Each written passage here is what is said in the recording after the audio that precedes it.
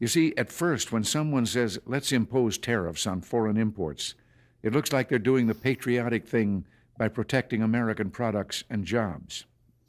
And sometimes for a short while it works, but only for a short time. What eventually occurs is, first, homegrown industries start relying on government protection in the form of high tariffs. They stop competing and stop making the innovative management and technological changes they need to succeed in world markets. And then, while all this is going on, something even worse occurs.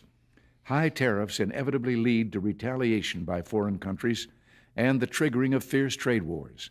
The result is more and more tariffs, higher and higher trade barriers, and less competition. So soon, because of the prices made artificially high by tariffs that subsidize inefficiency and poor management, people stop buying. Then the worst happens.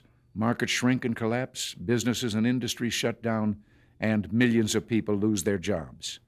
The memory of all this occurring back in the 30s made me determined when I came to Washington to spare the American people the protectionist legislation that destroys prosperity.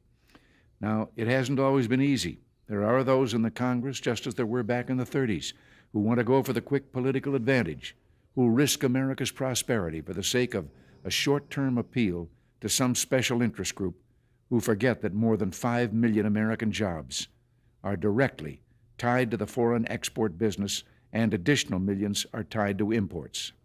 For those of us who lived through the Great Depression, the memory of the suffering it caused is deep and searing.